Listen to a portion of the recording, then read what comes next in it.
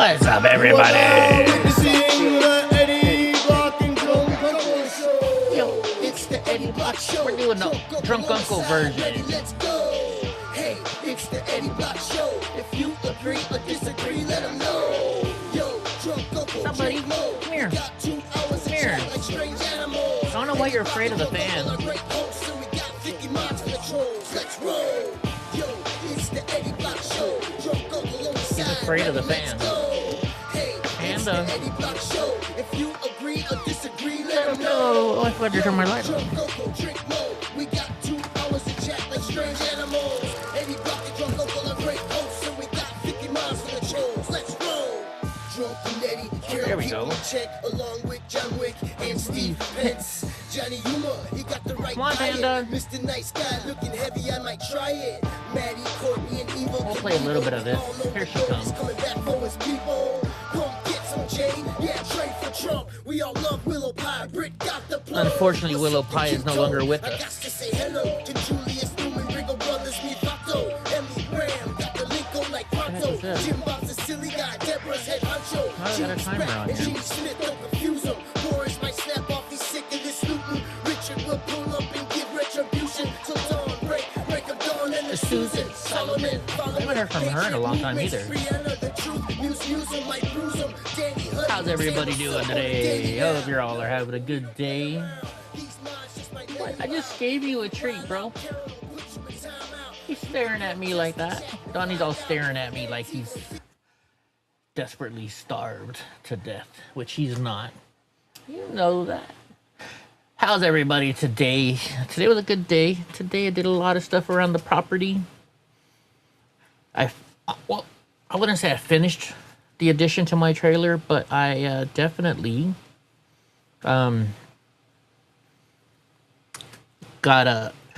It's done enough to where I can take it now. All I gotta do left is paint it. I gotta paint it. That's what I gotta do. Because the one part's the metal is all painted black, but the wood isn't painted at all. So I'm gonna have to paint the wood black, which I already have the paint anyway. So it'll work out. It'll work out. So hope everybody had a good Mother's Day weekend. If I missed it, happy Mother's Day to all the mothers out there. Man, this is I got my fan on today, and I can hear all the noise from it in my ears. Anyways, Captain Kelly strikes again. The Benedict Arnold arc reaches its predictable final chapter.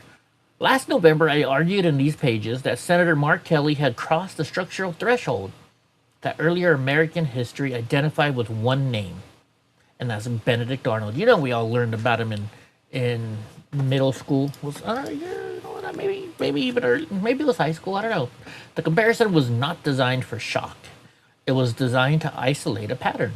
A decorated warrior earns his public's trust, then spends that trust against the lawful authority of the nation that conferred it. Kelly had recorded a virtual TikTok video in coordination with 5 colleagues, instructing junior enlisted troops that their commander-in-chief was issuing illegal orders and that disobedience was a call of duty.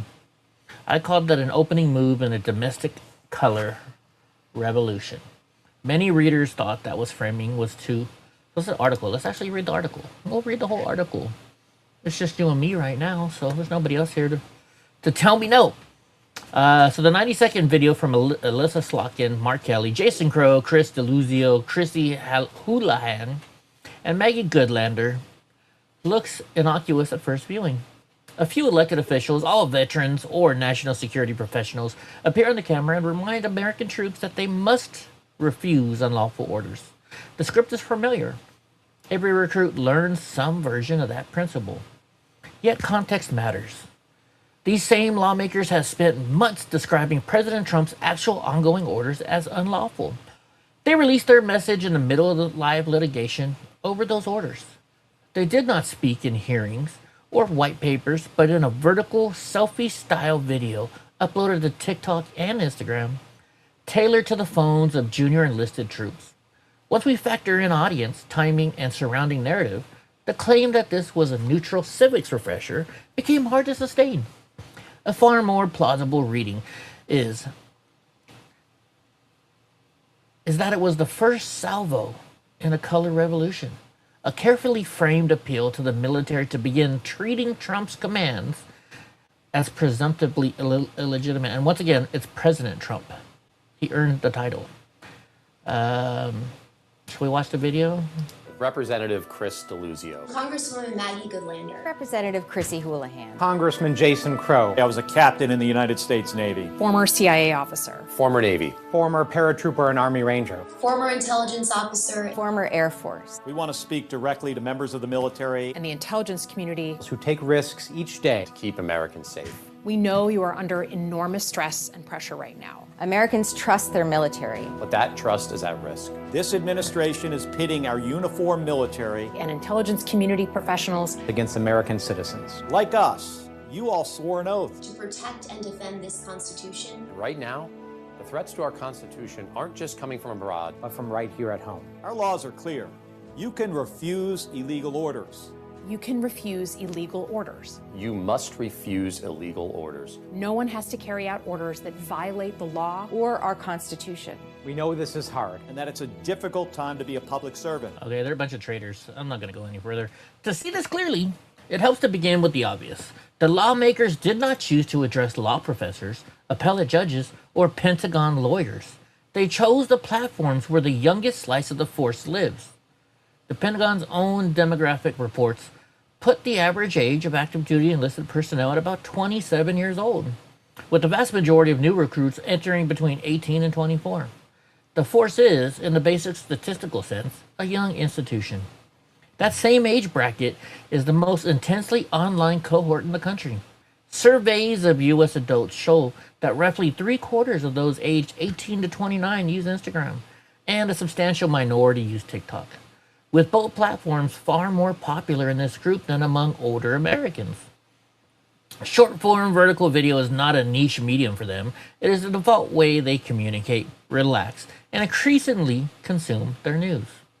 The military has understood this for years. The services now spend heavily on digital marketing and social media campaigns precisely because this is where potential recruits live. Official reports describe coordinated efforts to recruit through targeted content on Instagram, YouTube, and TikTok. Independent surveys of Gen Z show that people often first encounter military messages as ads on influencer clips in their feeds. Meanwhile, the service's own public-facing discriminations of daily life emphasize that soldiers and sailors have real downtime, evenings, and weekends off duty, and leisure periods on base or on ship, which many spend watching videos on their phones. Put simply, the U.S. military already treats the smartphone feed as primary communications environment. It is therefore not some accidental choice when 6 sitting members of Congress, aware of this ecosystem and steeped in national security culture, decide that the right way to talk about illegal orders is not a floor speech, but a vertical video. Next, consider the information environment those troops are inhabiting.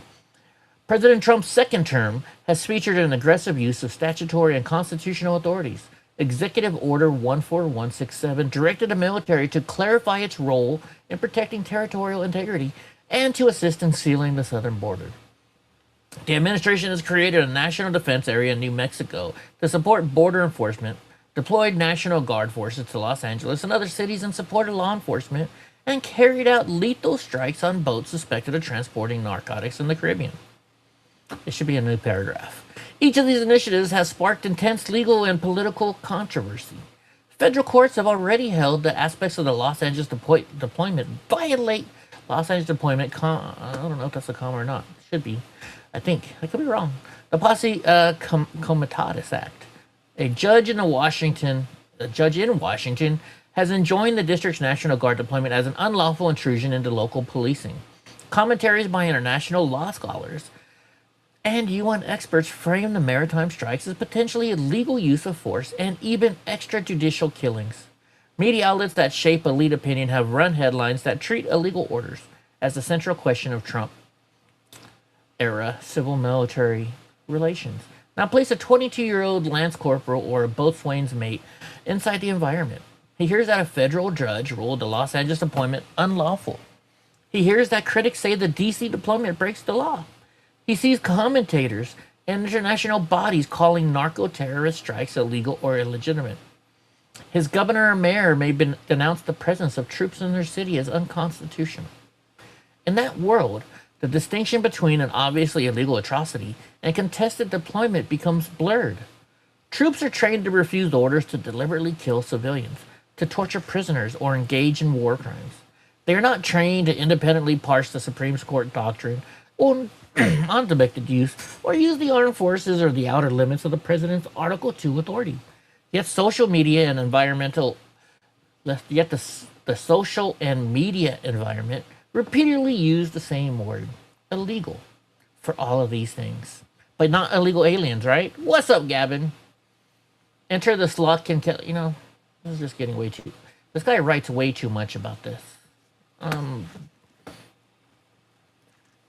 But yeah, all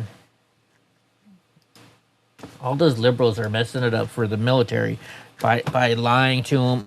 You know, they lie to everybody. It's sick and tired hearing all of these liberals lie, and people believe it. It makes me want to jump off the internet, you know, because I don't have enough of a following to say people, hey, just do a little bit of research and you'll realize how much they're lying to you. But of course not. Of course not. Excuse me.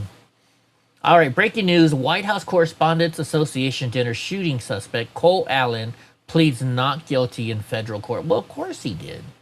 You really think he's going to plead guilty? You know, there's some Democrat lawyer, an attorney, or Democrats who are paying for a very expensive attorney for him, right? The Gateway Pundit. Let's see what they're talking about here. This is, what's her name? Slotchin, whatever. I forget her name. Virginia Democrats plot to plaque the Supreme Court by lowering retirement age to 54 after losing big on gerrymandering map, so they can force out all justices to install cronies who will rubber stamp a legal redistricting scheme. That doesn't surprise me at all. Does that surprise you guys? Oh wait, you know, I forgot. We're still on we got to get rid of. Goodbye, YouTube. Bye, YouTube. Come to Eddie Block.